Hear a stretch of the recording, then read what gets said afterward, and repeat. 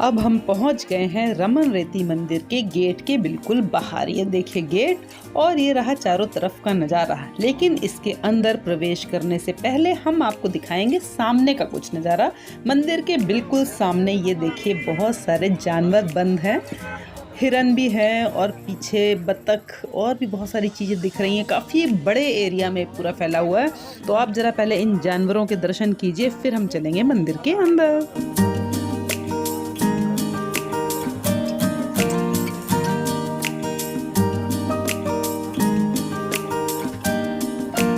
और अब हम वापस फिर पहुंच गए हैं मंदिर के बाहर, दरवाजे के बाहर। और अब हम चलेंगे इस मंदिर के अंदर और आपको दिखाएंगे, यहाँ से जुड़ी हुई बहुत सारी कहानियाँ बताएंगे और यहाँ पे बहुत सारी चीज़ों को दिखाएंगे। जैसे कि यहाँ पे कृष्ण कुंड है, रमन रेती का जो मेन रेत का एरिया है वो दिखाएंगे। उसमें लौटने के बाद कृष्ण कुंड के दर्शन अवश्य करने चाहिए, तो हम आपको कृष्ण कुंड भी दिखाएंगे। और साथ में यहाँ पे जो भजन होते हैं उन पे नृत्य करने का सौभाग्य बहुत ही कम लोगों को मिल पाता है, तो वो भी हम आपको दिखाएंगे। और ये सब कुछ दिखाएंगे, लेकिन उससे पहले हम आपको पूरे मंदिर के एक बार दर्शन कराते हैं और उस मंदिर के दर्शन के बाद हम आपको ये सारी चीज़ें लाइन से दिखाएंगे। और अंत में हम आपको दिखाएंगे यहाँ की जो विशेष आरती है, जो गजराज यानी कि हाथी जो है वो अपनी सूंड से, घंटी को अपनी सूंड में लेकर वो आरती करते हैं। और सबसे खास बात कि जो उनके पैर हैं हाथी के, वो कृष्ण मुद्रा में होते हैं।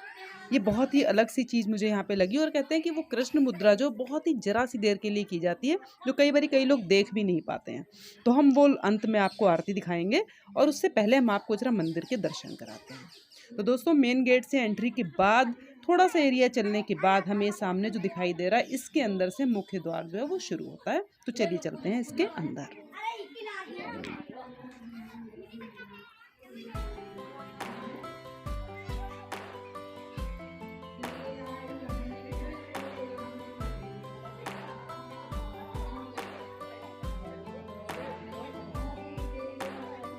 और यहाँ पे गौ सेवा के लिए पेटी बनाई हुई है। जो भी आप दान करना चाहें गौ माता के लिए, वो यहाँ पे आप अपना दान दे सकते हैं। देखिए चारों तरफ कितनी हरियाली, कितना सुंदर स्वच्छ मंदिर कह सकते हैं इसको। बहुत ही अच्छा बनाया हुआ, बहुत ही बड़े एरिया में है, बहुत ही साफ सुथरा है, बहुत ही हरियाली है। और चारों तरफ जो साधु संतों की झोपड़ी सी बनी हुई ना, वो तो बहुत ही बहुत ही मनोरम दृश्य लगता है इसको देख कर तो। और दोस्तों, थोड़ा सा ही आगे बढ़ने पर हमें एक शिव जी का मंदिर दिखाई दे रहा है। तो चलिए शिव जी के मंदिर के दर्शन करते हैं, फिर आगे बढ़ते हैं।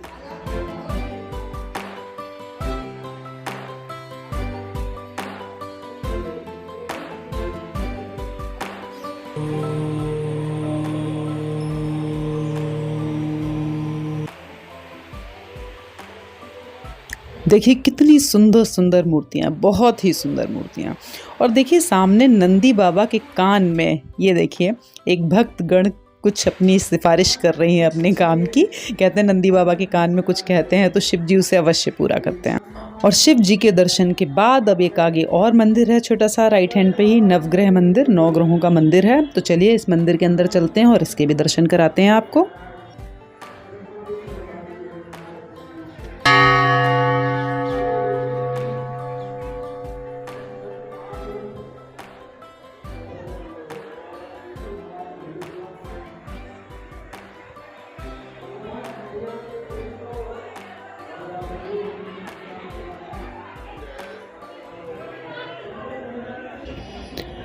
और यहाँ से बाहर निकलते ही सामने ये जो 2 हाथी आपको दिखाई दे रहे हैं, इनके बीच से जो सीढ़ियाँ जा रही हैं, ये है मुख्य मंदिर, जहाँ पे सारी अंदर मूर्तियाँ और सारा कुछ जो मेन एरिया कहा जाता है इस मंदिर का, वो है।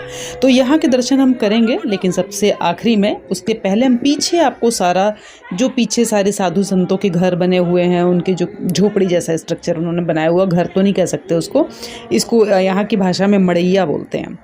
तो वो चलिए देखते हैं, आपको सारी मड़ैया दिखाते हैं। और ये जो दोस्तों ये एरिया आपको दिखाई दे रहा है, ग्रीन कलर का कालीन पूरा बिछा हुआ हरे रंग का, ये सारा एरिया यहाँ पे देखिए, ये शिव जी भी हैं, शिवलिंग है। और यहीं पे खड़े होके हाथी जो है आरती करेंगे। अभी शाम की आरती हम आपको दिखाएंगे। इसी एरिया पे खड़े होते हैं आके गजराज जी हमारे। और ये पूरा जो एरिया है वो सत्संग के काम में आता है। यहाँ पे जो बहुत ज़्यादा संख्या में भक्त लोग इकट्ठे होते हैं, तो ये बहुत बड़ा एरिया है। तो यहाँ पे जो भी प्रवचन होता है, सत्संग होता है, तो वो सारा इसी जगह पे होता है।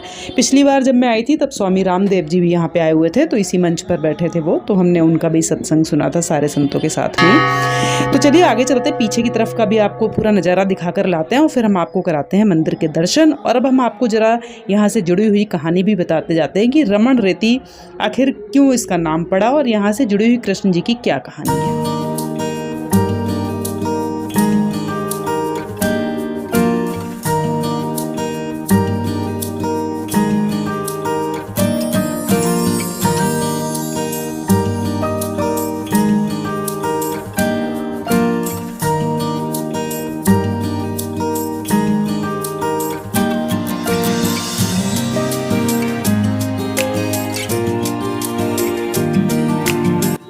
दोस्तों बताते हैं कि भगवान कृष्ण के बाल्यावस्था में इस मंदिर की जगह पहले जंगल हुआ करता था और इस जगह पर हमारे कृष्ण जी, इनको बिहारी जी भी बोलते हैं, तो वो यहाँ पे रमण किया करते थे, इसलिए यहाँ पे रमण रेती बोला गया, अर्थात इसकी रेत में रमण करना। एक बार जब रमण बिहारी खेल रहे थे तब गोपियों ने उनकी गेंद चुरा ली, तब उन्होंने रेत की गेंद बना ली और उससे खेला, यानी कि एक दूसरे को रेत की गेंद बनाकर एक दूसरे को मारना यहाँ पर बहुत ही शगुन कहते हैं, माना जाता है। और दोस्तों भक्त लोग मानते हैं कि यहाँ की रेत को घुटने में और जोड़ों पे लगाने से उनके जोड़ों का दर्द भी खत्म हो जाता है। तो चलिए अब हम आपको मंदिर के अंदर के दर्शन कराते जाते हैं और साथ में हम आगे की भी बात बताते जाते हैं। तो दोस्तों गोकुल के इस रमण रेती मंदिर में चारों तरफ रेत ही रेत है, जो हम आपको भी मंदिर दर्शन के बाद लेके चलेंगे उस रेत में।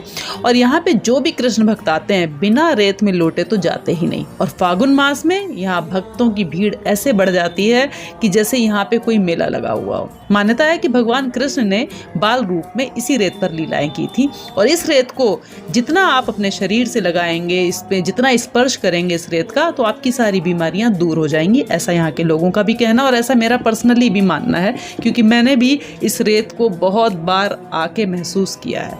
तो इस रेत में जो आनंद है वो दुनिया की किसी भी चीज़ में नहीं है, मैं ऐसा सोचती हूँ दोस्तों, क्योंकि आप भी जब भी आएंगे और आप भी यहाँ की रेत में लौटेंगे तो आपका भी ऐसा ही मानना हो जाएगा। और दोस्तों इस स्थान पे सबसे खास बात कि संत रसखान जी ने भी यहाँ पे तपस्या की थी और इस मंदिर से थोड़ा ही आगे रसखान जी की समाधि भी बनी हुई है, वो मैं आपको किसी और वीडियो में उस समाधि के दर्शन कराऊंगी। तो चलिए यहाँ पे मंदिर में दर्शन करिए और उसके बाद हम ले चलते हैं यहाँ की खास जगह, यहाँ की रेत पर। और रेत पे दर्शन कराने के बाद हम आपको कृष्ण कुंड के दर्शन कराएंगे और उसके बाद यहाँ का जो भक्तिमय नृत्य होता है, संगीत होता है, उसके दर्शन और अंत में आपको हाथी के द्वारा की जाने वाली आरती। और दोस्तों ये हनुमान जी को आप देखिए, मैंने पहली मूर्ति देखी जो मुस्कुराती हुई है, मैंने कहीं पे भी हनुमान जी की मुस्कुराती हुई मूर्ति नहीं देखी है, मैंने सिर्फ यहीं पर ही देखी है। तो चलिए दोस्तों दर्शन करिए इसके और अब हम चलते हैं जरा रेत की तरफ। भगवान कहते अरे भैया अर्जुन सोच मत कर, मोह में प्रेम करत सब जननी, अरे भैया तेरा जितना प्रेम है उतना ही प्रेम सब गोपियां मेरे में करती हैं, क्योंकि इनको और कुछ अच्छा लगता नहीं है घर में। हाँ वे मेरे पीछे पड़ी हुई है। आओ जाओ पहले आओ।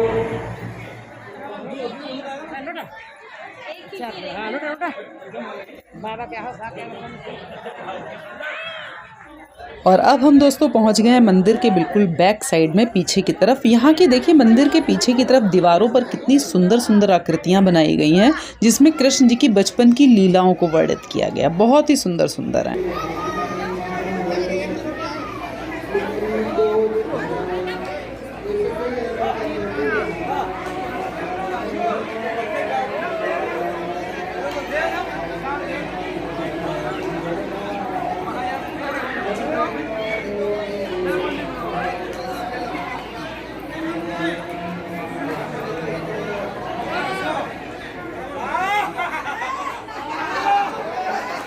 और इन सबको देख के हमें भी बहुत जोश आ गया और हम भी अब इस रेत में लौटने को हैं तैयार, लेकिन उससे पहले हमारे पंडित जी करा रहे हैं कुछ। यमुना महारानी की जय, गोकुल धाम की जय, माता गुरुदेव की जय, सनातन धर्म की जय। सारे लोग ताली बजाओ, राधे श्याम राधे श्याम राधे श्याम राधे श्याम राधे श्याम राधे श्याम। हाथ खड़ा करो,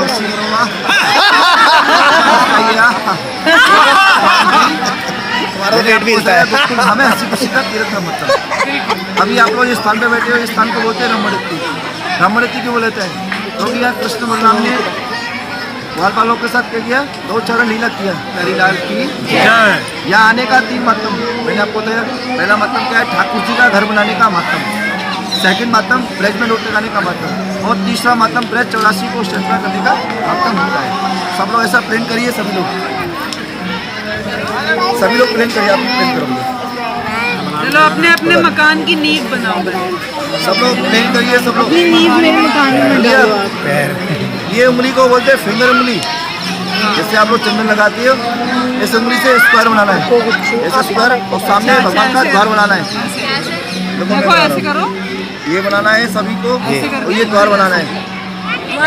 हाँ, दो स्क्वायर बना के उसमें एक दरवाजा बना। हाँ, दरवाजा बनाना है। बना लिया? आपने देखा होगा मंदिर के ऊपर धर्म का झंडा होता है। इसका धर्म का झंडा, अपने घर में धर्म का झंडा बनाइए। बना लिए? अपने घर में 4 चक्र बनाना है। सबसे बोलो संत, सभी लोग बोलो संत। वृक्ष बोलो पुष्प, वृक्ष बोलो पदम, वृक्ष बोलो गदा। बना लिया? जब भगवान ठाकुर जी चोरी करते नहीं करते थे तो गोपियों से उंगली चढ़ाते थे। सब लोग ऐसा हाथ करिए, वृक्ष बोलिए राधा कृष्ण, राधा कृष्ण। ऐसा अपना हाथ को नीचे रखिए, हाँ बीच में रखिए, बीच में, और अपना हाथ को उठाइए। और देखो आपके घर में क्या बना, 2 चरण बने। इसके बने फर्स्ट चरण बना राधा जी का, और छोटा चरण बना जिसका कृष्ण भगवान का। अभी चरण पूरा नहीं बना है, अभी तुम्हारा चरण अधूरा है। अपने घर में क्या है, 5-5 उंगली बनाओ चरणों में। 1 2 3 4 5, 1 2 3 4 5। बन गया? जो अपना घर में चरण में से रच को उठाइए। ये मिट्टी उठाना अपने घर में से, खाने सामने चरणों में से मिट्टी उठाओ। ये मिट्टी को अपना मस्तक से लगाना, अपना मुख में डालना, अपना शरीर से लगाना। इसको झाड़ना नहीं है। ये समझो आपका रथ चला गया तो मतलब स्वयं लक्ष्मी जा रही है आपके घर में। हमारा जो भी आप रोट लगाओगे ना, ये ब्रज का रथ सब कष्ट को दूर करता है। अपना मुख में डालो, अपना शरीर से लगाओ, उसको अपना घर में छोड़ दीजिए और अपना घर को ऐसा समेटिए। सभी लोग अपना घर को समेटिए और सभी लोग ऐसा हाथ जोड़िए। मुख से बोलिए, हे राधा कृष्ण, हम आपके धाम में आए, हमने आपका चरण बनाया। ऐसे ही हमारे घर में स्थापित रहना। अपना घर को नमस्कार करिए, नमस्कार करिए प्यारी लाल की। सभी लोग ऐसा हाथ जोड़िए, मुख से बोलिए, हे नंद बाबा, हे शोभा मैया, बलदाव जी महाराज, हमको दर्शन दिया। 4 धाम, ब्रज 84 को, 68 तीर्थ, गोकुल यात्रा पूर्ण करना। हमको फिर बुलाना, चाल बजाओ, राधे श्याम, राधे श्याम, राधे श्याम। हाथ करिए, 80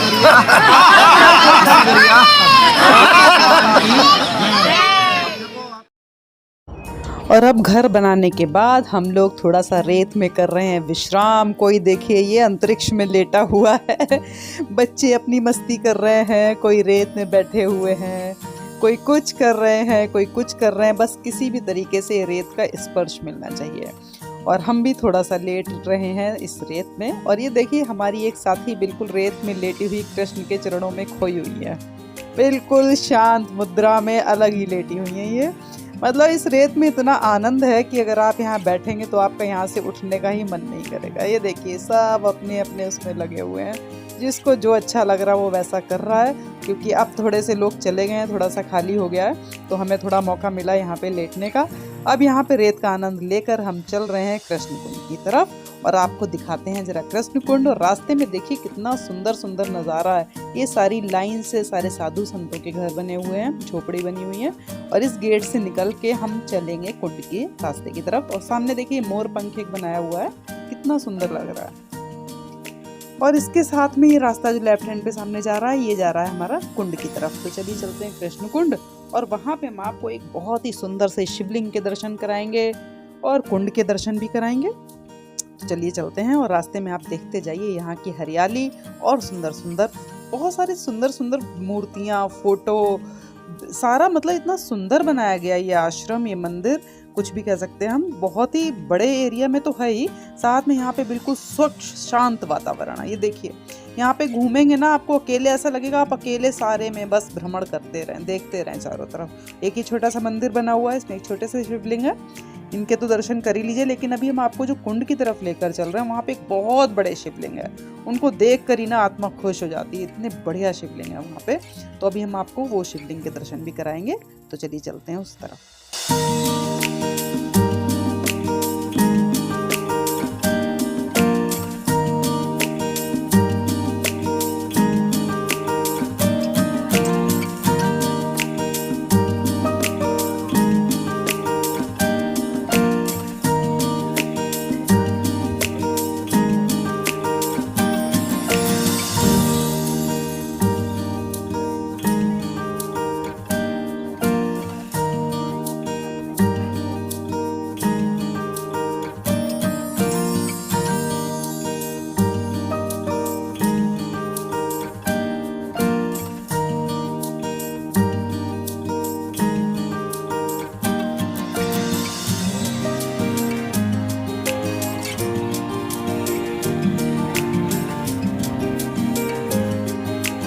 और दोस्तों ये है कामधेनु मार्ग।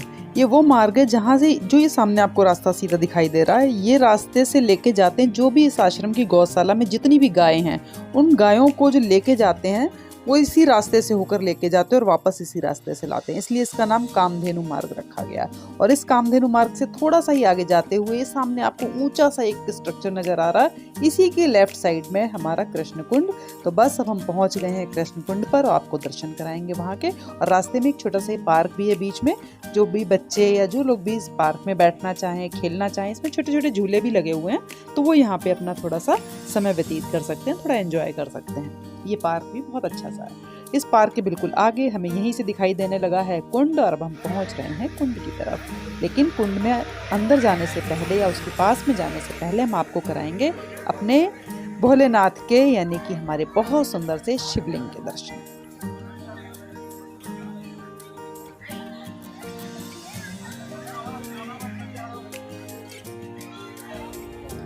और ये देखिए सूरज जो है छुपने को हो रहा है, शाम का टाइम है, तो कैसे चमक रही है, धूप एकदम से पेड़ों के बीच में से कितनी सुंदर से चमक के आ रही थी। अब हम पहुंच गए हैं उस एरिया में जहाँ पे हमारे शिवलिंग जी हैं, तो बस पहुंचते हैं हम वहाँ पे। हमें यहीं से दिखाई देने लग गए हैं थोड़े थोड़े से।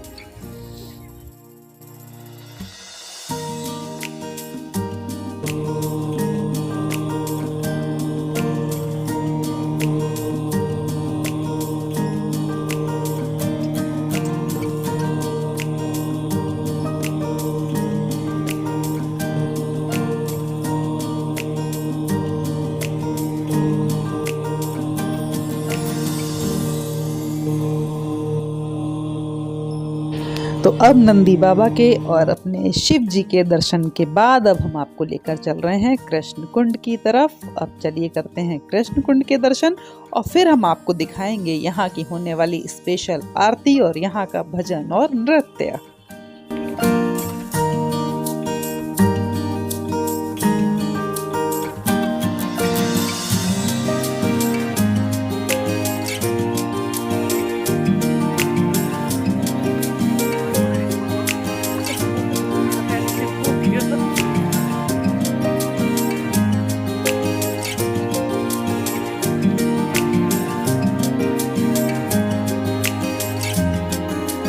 और दोस्तों अब हो गया है आरती का टाइम, हम पहुंच रहे हैं मंदिर।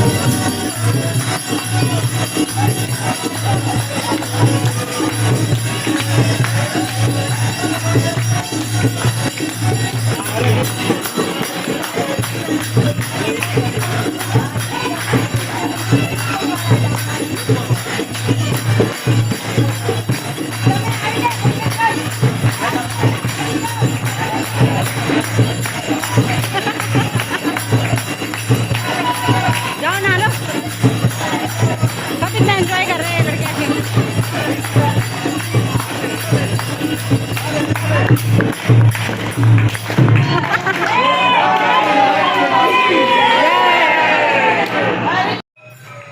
और अब भजन संकीर्तन के बाद आरती हो चुकी है शुरू। और अब आप देखिए आरती में हमारे गजराज का ऐसा स्वरूप आपने शायद ही कहीं देखा हो, जहाँ पे गजराज स्वयं अपनी सूंड से घंटी बजा रहे हों, और उससे भी बेहतरीन वो किसी कृष्ण मुद्रा में है। तो पहले आप ज़रा यहाँ के दर्शन कीजिए और अब हम आपको लेकर चलते हैं ज़रा अपने गजराज की तरफ।